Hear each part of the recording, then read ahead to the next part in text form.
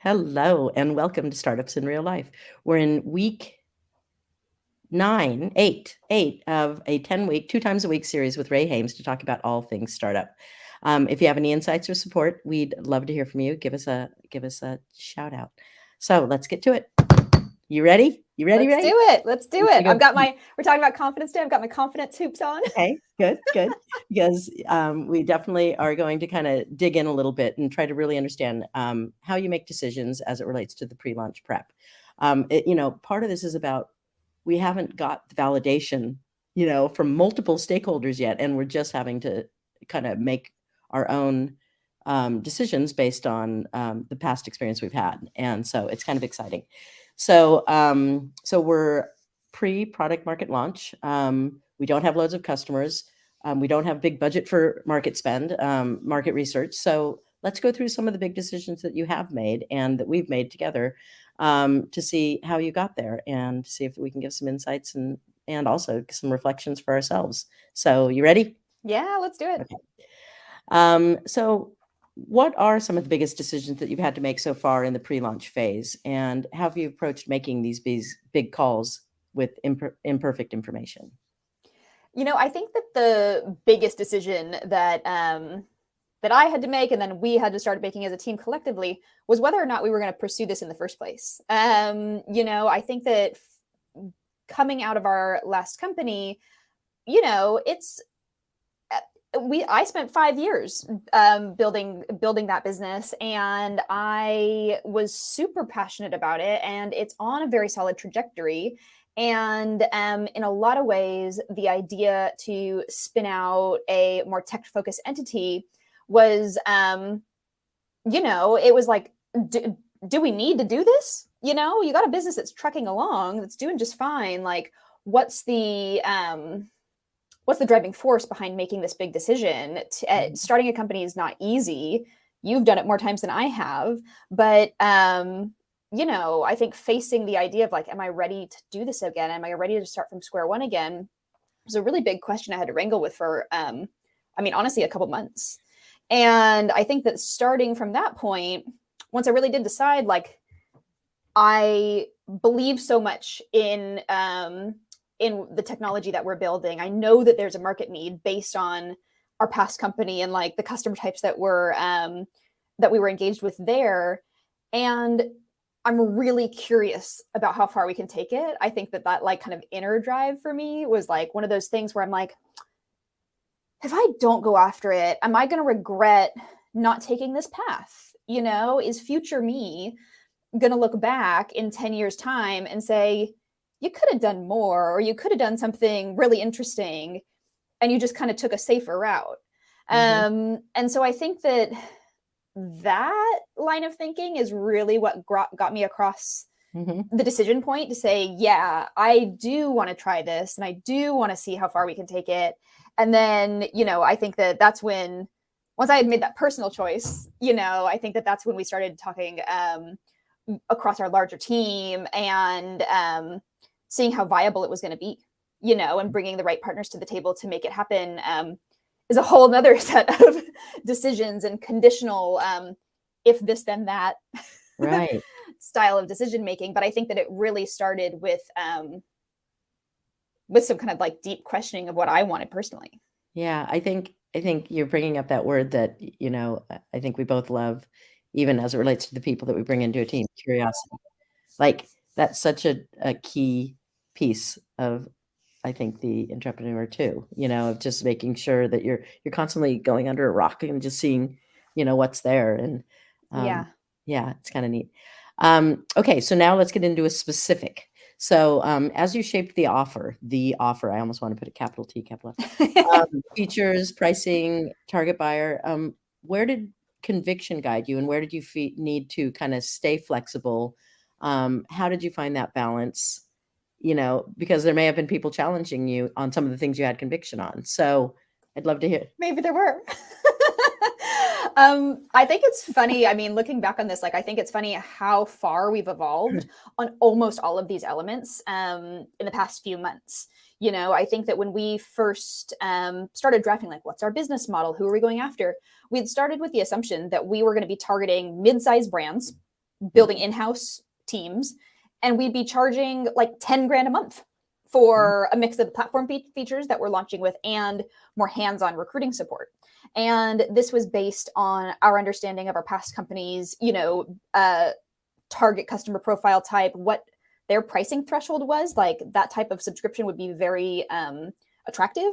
Mhm. And, trying to understand like, well, the type of companies that we were servicing there really needed recruiting support, like hands-on. We need new talent options, right? And I think that as we've been in this pre-launch phase, we've done a lot of deep research, and I'll talk about that in a minute. But like the idea of the point that we're trying to get to, right, is to understand how do we service a self-serve customer, Yeah.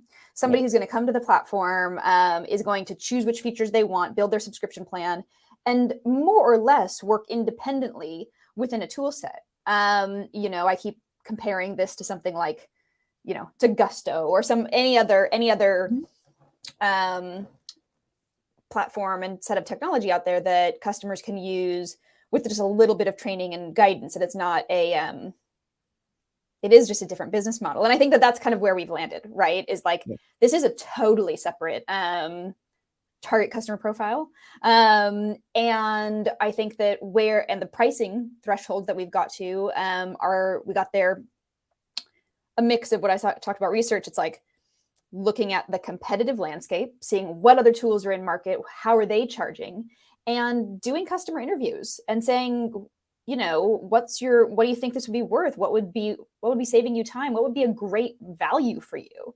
And where Mhm. we've landed is like radically different. Mhm. Like I was saying, we thought that we were going to be targeting a very specific customer type at a very specific high price point. And where we're landing is like a starter kit that starts at $100 a month. And then bumps up into $500 a month for more premium features. And I think that suite of features is probably going to be popular among all of our customer types. So, I kind of hope that that's the sweet spot.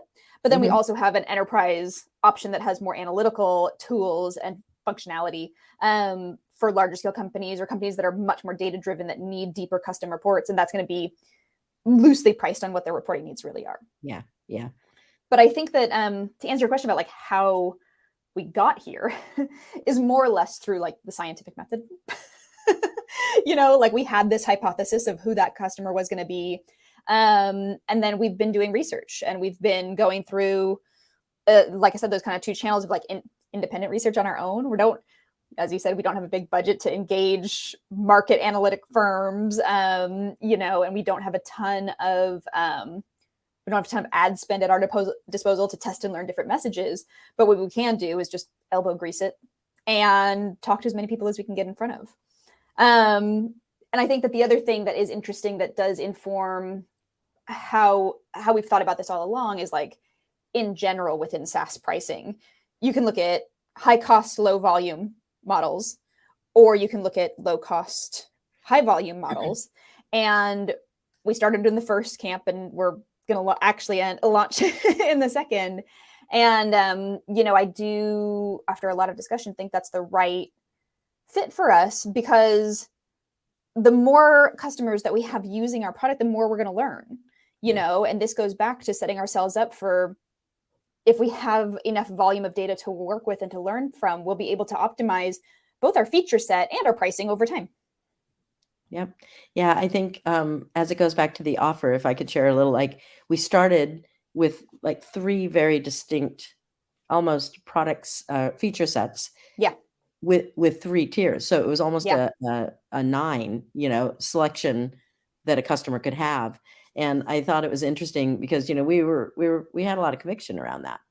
And we thought, okay, they'll build, then they'll manage, then they'll measure, Yeah. which sounds logical. But then as we've played with it and played with it, and we started to think about the simplicity that was needed to launch something, to ensure that we didn't confuse people, it really did collapse down. And we Yeah. kind of just dropped features into the 3 tiers, instead. And it's just, it'll be interesting to see how that plays out. But that And was a big change, it was a big change for us. And I think that it goes, we're all prone to, not we as a team, we as a species are or tend to overcomplicate. And I think that that's a good example of us refining and simplifying over the course of, it took a couple weeks for us to iterate and to get to that point, Yeah. of saying, actually, that did, of course, build, manage, measure sounds great. We know what that means. When we talk about it, customers understand what that means. But it doesn't mean that that's going to guide how they use the different features. They're actually all quite integrated. And we want our users to be able to have a lot of flexibility with how they use the tool, and we want it to work for them, right? Mhm. And so I think that that was another point of kind of introspection on our part, saying, are we putting up guardrails that are going to make it harder to get value out of our product? Right. And I think that that's an example of really thinking through like what is best for the customer, and making it really simple for them to use a tool set how they'd like to use it and what's going to give them value, and hopefully at a price point that they say, yeah, this is totally worth it. Yeah. Yeah. And, behind the scenes, what was happening on this whole decision, was, one of us was kind of holding steady on that. And then a lot of the team were coming back and just challenging, either directly or indirectly until we finally got, Yeah. somewhere else. So Yeah. I thought I just thought it was a healthy process, that we Yeah. went through. Yeah. So what risks or unknowns around the offer, features, pricing, and customers gave you the most hesitation? Maybe I just answered that question. And then how did you get comfortable launching despite those, or getting to this point we're about to go into a closed beta, um, despite the uncertainty? I think that when we're as we launch, there's kind of three major questions that we're trying to get answers on, trying to gather data on. First and foremost is, will anybody pay for our product at all? Right? Like that's the most important question to ask. Once we have a yeah, head nod, okay, we've got a few customers in the system, then it's a matter of understanding how do they use it, what features are they using most, what else do they need, Mhm. how do we improve their experience, and then the third piece that we're trying to answer is, well, what's our most profitable audience to go after long term? Like we have three hypotheses customer segments, and if all of them grow at a level pace, then we have a huge luxury to say which one makes sense for us to pursue. What's the largest opportunity for us to go after? If only one of them takes off, then that will answer that question for us. Mhm. But I think that, the question that gives me the most hesitation, like I said, like the first question is the most important. Will anybody pay for this product at all? And I think that we've done a pretty good job of building some early, what I'll call like input systems for ourselves to give us confidence to keep going on this. I've done enough customer interviews to know that there's solid interest out there, even without the pricing component in the mix. And now that we've landed on some early pricing that feels really attractive, I think that, we're putting out a compelling product and at a competitive price. Like that feels good. It feels like I said, it gives us enough confidence to go out at launch and, see what happens. And like, I think that the next meaty phase of this, because this got input system process, is our customer beta. And so that's going to give us more insight as to hopefully at least answering the second question, Mhm. what features do specific types of customers use? What else do they need? Where are they getting stuck? And is anything mission critical that we need to fix before we actually launch to the public, to give ourselves the best shot at success when we launch? And I think the third question about, what's our most profitable audience to go after long term is something that we probably won't have for another year, Yeah. really. I think that getting any product market fit is the first question, and that can take months. Mhm. Tweaking, refining who we're going after, what the product is, how we're talking about it. And so, I don't anticipate that we'll be like super confident in that answer for a bit still. Yeah. Yeah, and I think that goes into where, one of my previous CEOs always called, the startup wiggle. It's like you've got to just go with it, and, just make sure that you're not so set in your ways that you're not learning from what you're seeing right in front of you, Yeah. and I think that's really important. Um, my last question is, as a founder, making critical choices pre-launch, how do you manage doubt and uncertainty? What gives you kind of the confidence to make those kinda calculated risks? I mean, I think in a macro sense, I'm just a total optimist. It's really hard for me to stay down for too long. So I think that I have, a very um, an innate drive to keep going. Like I said, the curiosity factor of like, well, what else? Well, if that's not working, what will? That's just kind of part of my operating system. But I think that, from kind of a strategic standpoint, at any given turn, I think about what's the very worst case scenario. Like if something totally falls flat, if we go through the floor, if nothing works out here, how am I going to get through it? What's the plan? And so, if I can work through that scenario, it's like facing your fears, making a plan, but then still be able to sleep at night. It gives me the confidence to run after the best case scenario, with all of the energy that I can. And I think that, as it relates to kind of more micro decisions, like throughout this process, like you think about a best case and worst case scenario. What if this feature works? What if it doesn't? What if this customer type takes off? What if it doesn't? And thinking about, and this goes down to pricing as well, which option, if it goes one way or the other, will give you more wiggle room down the line to change course.